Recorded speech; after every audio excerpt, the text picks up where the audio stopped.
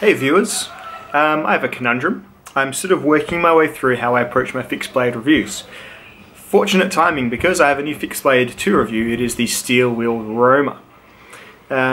This feels very similar in purpose to this, the Kefart. Really, I mean, obviously it doesn't look the same, but it's a thinner knife. It's, about an 1/8 thick, maybe a little tiny bit thicker. It is, 5 inches or so on the blade, rather than hugely long 8-inch chopper or whatever. It's got a full tang, but it's not like a full solid tang. I don't think I'm going to be splitting with this for the review. I might do some cornery sort of stuff, some like real kindling prep type things, but as far as the YouTube, split the wood down the middle of the sword log, I'm thinking my criteria are going to be, I'm only going to do that if the literature for the knife is marketed as a survival knife.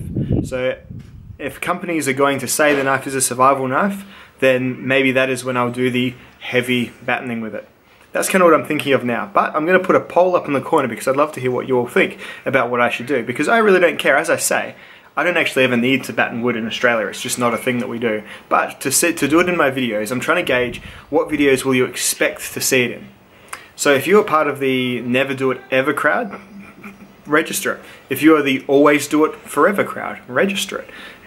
If you are the more moderate, which is kind of what I'm leaning towards, but whatever you say, your options, I'll consider it.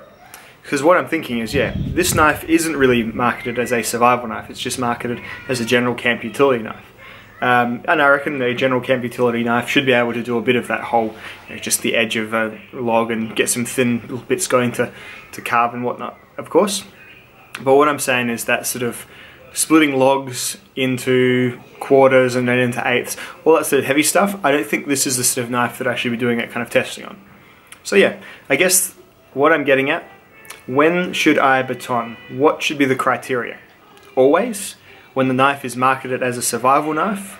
When the knife is more than 1/4 inch thick? When the knife is marketed as a survival knife and more than 1/4 inch thick? Or more than 3/16 thick? I'll put a few options there. I'd love to hear what you all think. Or just never. Or just always. Batten every knife, whatever.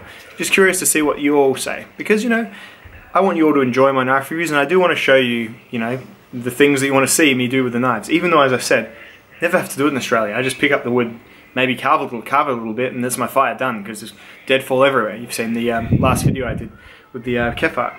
What I'm saying is, I don't really want to have this situation again, because it's awkward and it's kind of stupid. So, I'm thinking, kind of want to get everyone's thoughts on it. Is the main thing. So yeah, steel wheel Roma. The reviewing is already started. Like, I've done my cutting and slicing and performance with it. I'm about to do the rope cut test with it, all that sort of stuff. Test the steel, all that sort of business. But yeah, just when I'm thinking about the heavier stuff, I want some input. So by all means, let me know. Thanks. Catch you in the next video. Bye.